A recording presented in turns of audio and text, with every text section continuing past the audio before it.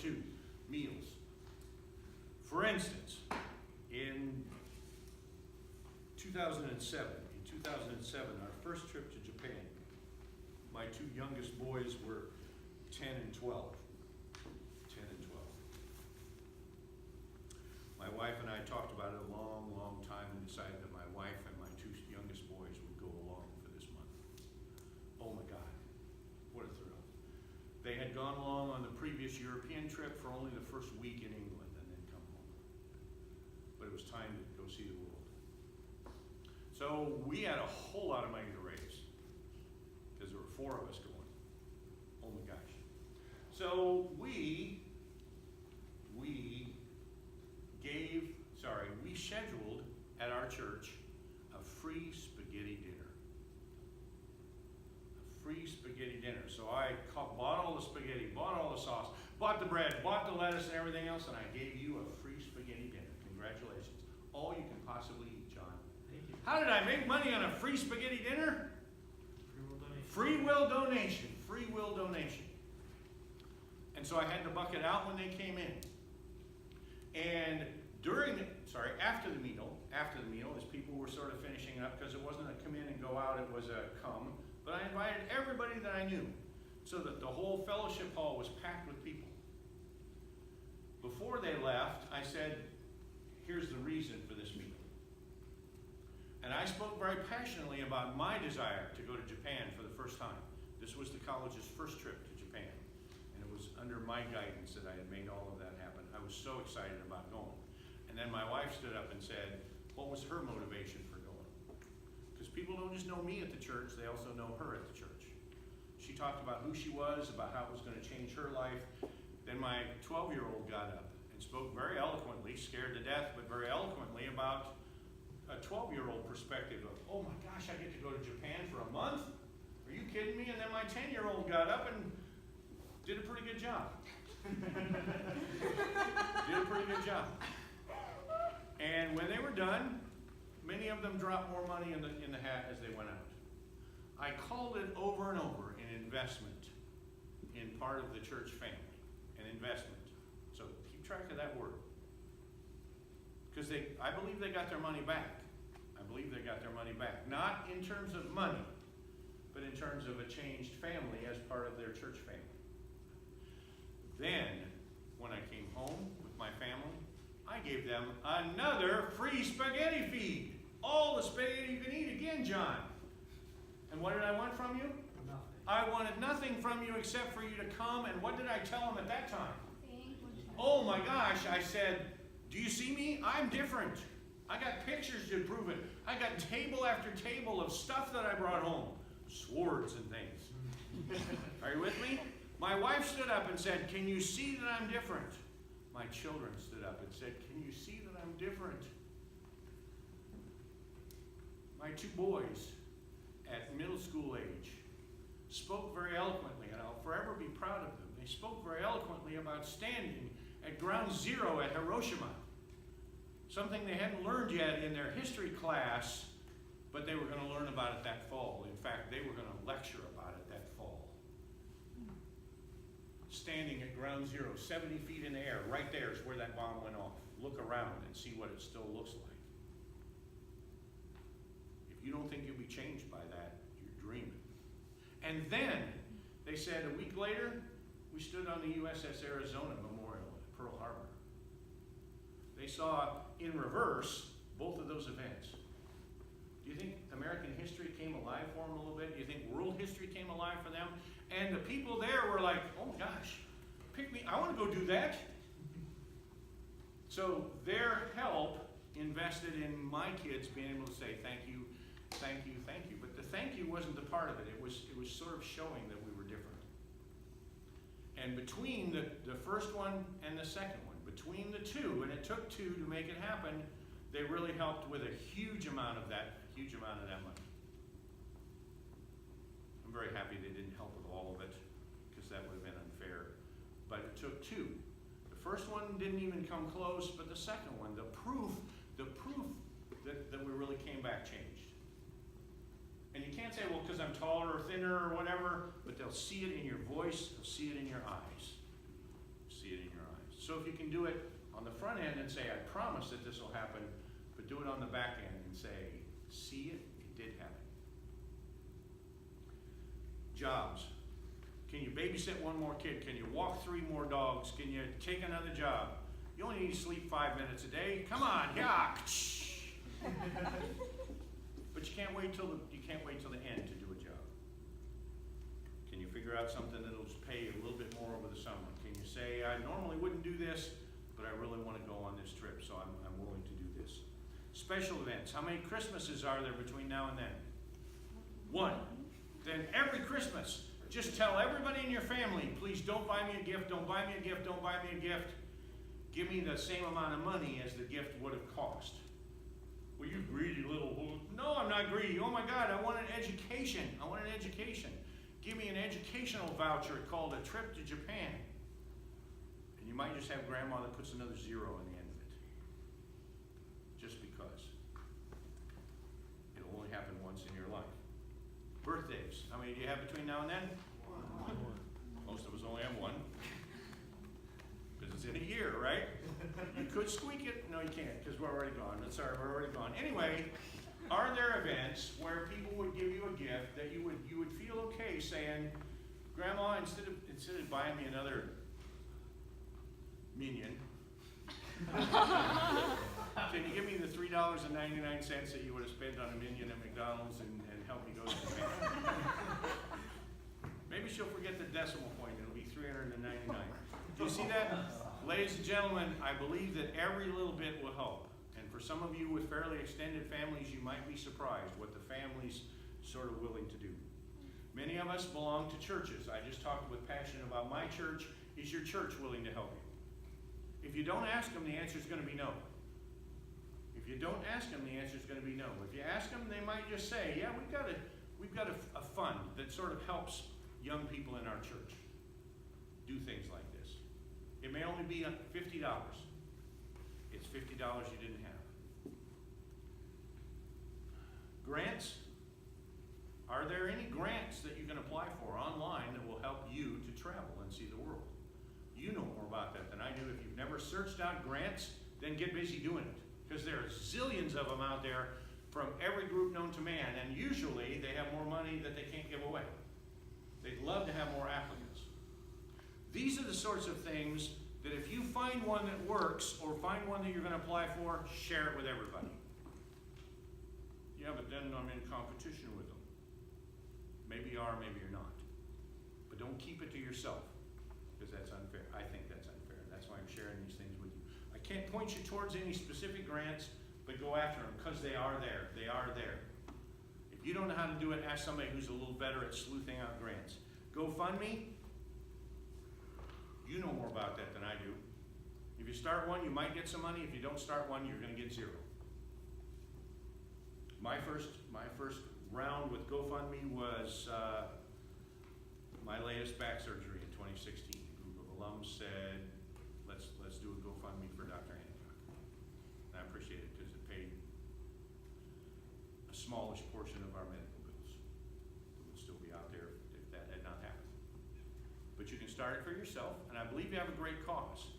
But you got to sell it correctly. If your GoFundMe is gimme, gimme, gimme, gimme, gimme, I hope you don't get any money. If it's see how you can help me grow, see how you can help me change. So write it specifically. If you need help with grants or need help with the GoFundMe wording, I can help you. I can speak. Remember, I'm older than you. I can speak fairly passionately about a number of things. Local service groups. I happen to belong to a Lions Club here in Waverly. If you came to us as a Waverly boy and said, I'm going to Japan for a month and it's going to change me in this way, and this way, and this way, because I want to live in a Waverly sort of town when I grow up, and I believe that I'm going to be forever a different community member, we'd probably consider long and hard some sort of monetary donation. In Waverly, there's Lions, Rotary, Kiwanis, JCEs, there's 5 or 6 local groups. Most towns have similar circumstances. Now, if Bethany said, thanks Lions for your $150, I'd be on Bethany's door knocking and saying, Bethany, when you get back, guess what? come and tell us about the trip, come and show us about the trip. But you'd all be willing to do that, wouldn't you? Again, do it on the front side, but then come back and prove that you actually did something. Show us who you are. Little insulated Midwestern person who became a worldwide sensation. Let us see that. Let us ask questions. Let us see that our $125 or $50 or whatever was well spent. If you don't ask, the answer is what? No. If you do ask, the answer might still be no, but it might also be yes. It might be yes. Many of you, your parents, belong to these sorts of organizations. Organizations are very caring about each other. A bake sale. Do a bake sale at home. Last summer, I think. No. What year is this? 2018. Last summer, I was in Green, Iowa, doing something, and I went past a yard sale. Not quite trinkets and togs, but I went past a yard sale, and so I stopped. And over in a tent on the side was a young high school girl, trumpet player from Green, who was raising money to go on the Iowa Ambassadors of Music trip.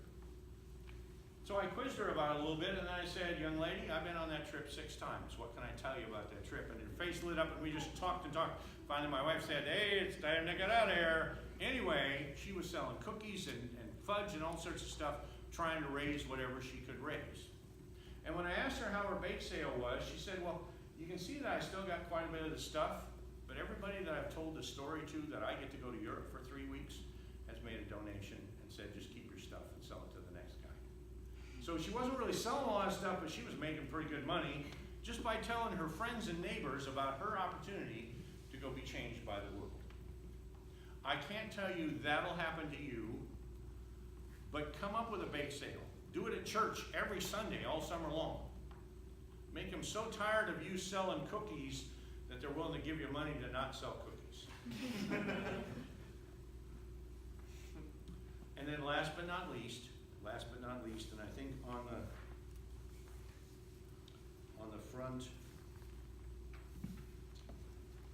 the first sheet there is, down 2/3 down, on every international tour, the final cost has been less. The next sentence, most students are eligible for a loan that can be used to cover the cost of the trip. If you don't raise 1 single cent, most students, a vast majority of students, can walk into the business office and apply and qualify for a loan that will cover every penny of this. Why is that last? Because right now I don't know that you all want to go take out another loan. If you're thinking about a loan, check with your hometown bank versus what the college will do for you. Check out your hometown bank versus what the college will do. But most of you will qualify for a loan.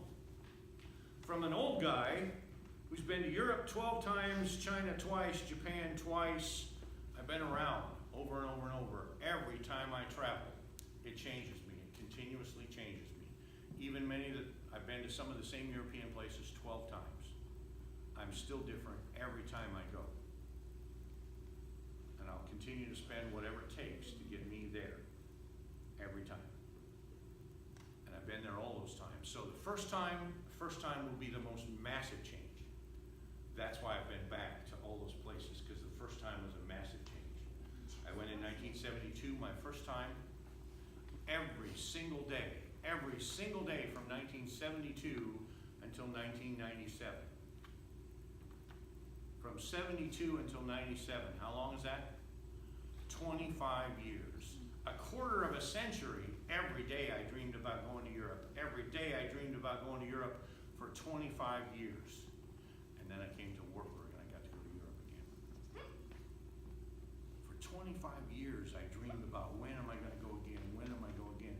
My children got tired of every time there was a Europe movie on, I've been there, Eiffel Tower, been there. Tower of London, been there, ha ha ha. Eventually they'd go, Dad, you been there? And they'd try and beat me to the punch. But my children came and went in that 25 years. And every day I dreamed about going again. Some of you will not be lucky enough to go again, particularly to Japan. It's a little harder to get to Japan than it is to Europe. But I hope you're just like me, that the minute you go, you're hooked and you're changed forever, and you brag about going, not because, haha, I'm better than you, but I'm changing because of that. Questions?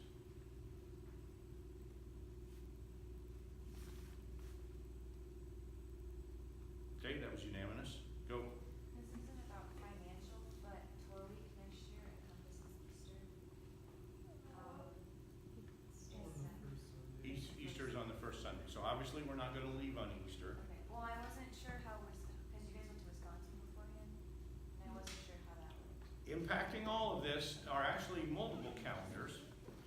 In Japan, and this is why this is one of the big reasons China came up in 2013. In Japan, the first week in May is called Golden Week. It celebrates traditionally the emperor's birthday.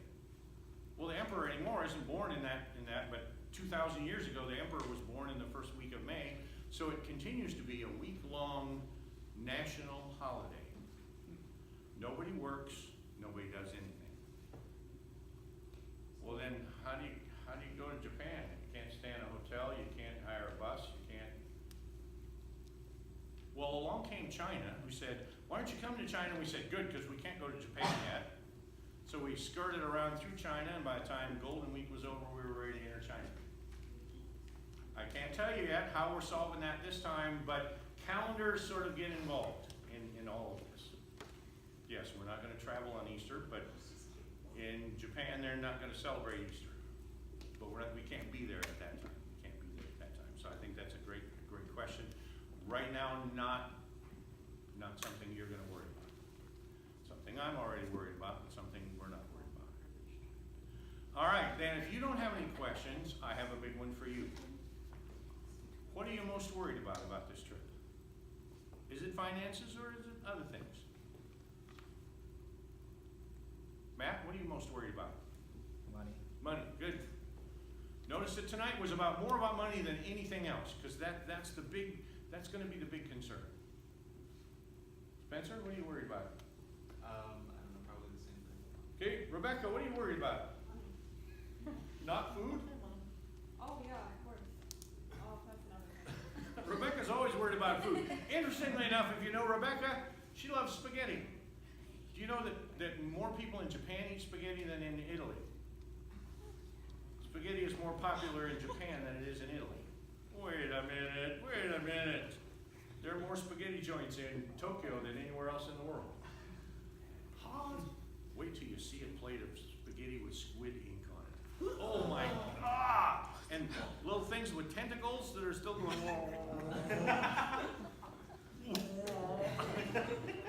Food that you will not believe. Food that you will not. I can tell you stories, but I'm not going to tell you that tonight. Who else is worried about something? Mary Kate. The culture The shock. culture. Because it's so different. Oh my gosh, it's different. It's different. It's different. You'll learn how to bow. You'll learn how to talk a few phrases. You'll learn what eye contact is. You'll learn that your shoes come off at every door.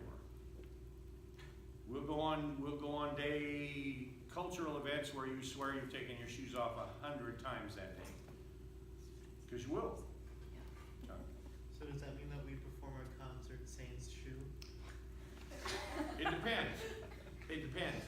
And yes, we have, and it's really awkward. Cassie's gonna be in her element. Cassie will be in heaven because she just resists wearing shoes. I asked that question where we were in a public school performing, and we're getting into our concert wear and everything else, and it became apparent that they really expected us to not wear our shoes.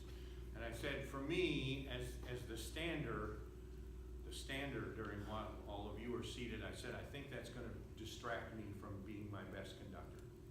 So they went to the headmaster and got an exception for me so that I could wear my shoes while I conducted, because that's how I'm grounded on the floor. And I think standing in not bare feet, but standing in stocking feet, I think would distract me. So I was passionate enough about that they allowed me to do that, but I had to ask and had to get permission. Many of the places, all the places, you don't walk around in stocking feet. There are thousands of slip-on slippers at the door. Thousands of pairs, and you just put them on, you find two that sort of match, and you shuffle around, because most of us don't do a very good job of getting around the door.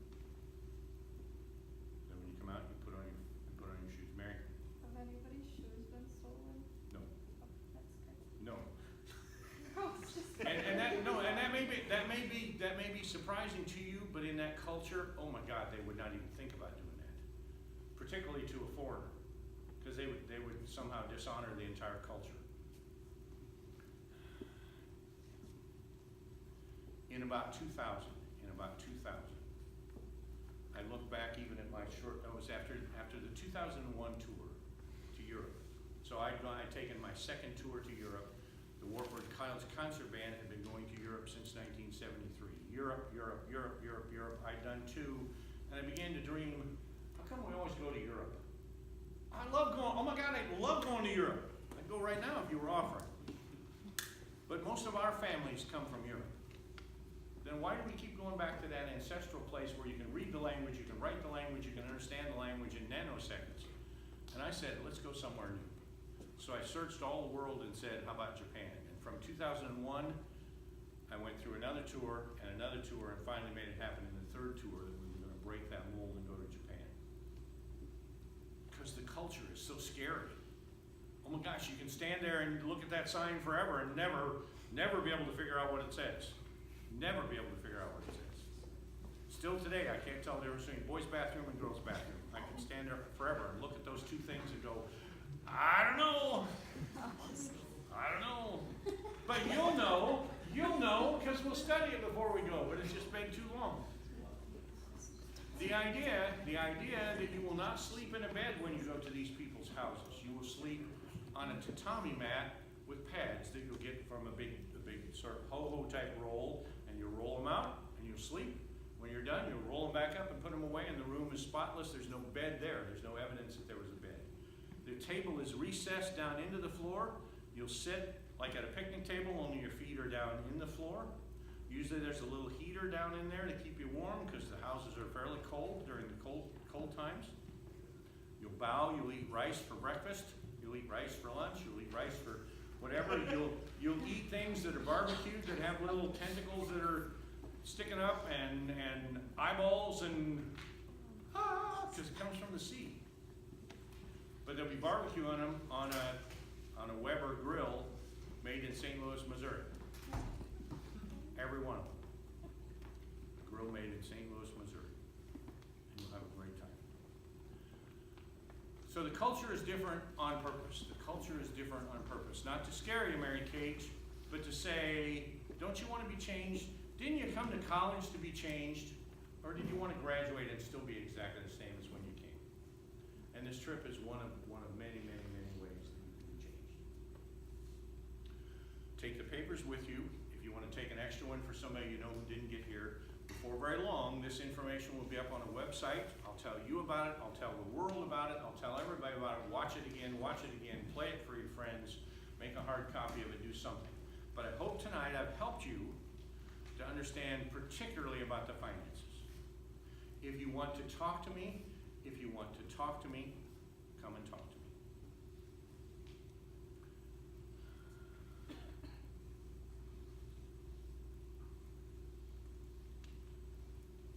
If you're going to decide now or in the near future, I can't do this trip because I simply can't afford it. There's no way I'm ever going to be able to afford it. Will you come and talk through that with me? And let me just double check that you're thinking about all the things that you could possibly be thinking about. I can't make you do that, but I can offer to you an older set of ears to hear you sort of explain to me what you're really thinking about. Give me a chance to say, have you thought about this? Have you done this? Have you done this? You want to talk to my 20-year-old, my 24-year-old, and ask them about their lives being changed by a trip. They're exactly the same age as you. They're exactly the same age as you. Come and ask them. I can put you in touch with them. So don't make a decision till you talk to me. I can't make you do that, but I can invite you to do that. Come in, we'll shut the door. We'll shut the door and share with me very honestly, and I'll share with you very honestly what I know. And that's true not just of you who are here, but of everybody. It's a huge chunk of change. But when I watch Wheel of Fortune and people go to New York for a week and it's $10,000, and I think, oh my God, I'm going to take you to Japan for a month, for convinced it's a wonderfully fiscally responsible alternative. If there's nothing else, then I thank you, ladies and gentlemen. Again, if you'd like to take an extra copy or whatever, send it to mom and dad. Take a picture of it. I guess I could send it to you electronically, and that would be easier to sort of send around. I'll remind you that this financial responsibility form is not the current one. It is not the current one. So if I were to send this to you electronically, it might not say that on it, but you have to be reminded. Don't quote me on figures, don't quote me on dates. It's just an example. Then if we got nothing else, ladies and gentlemen, we are out of here. So this will be up and running as quickly as I can possibly make it. Thank you very much for your time. Appreciate it. Let's get out of here.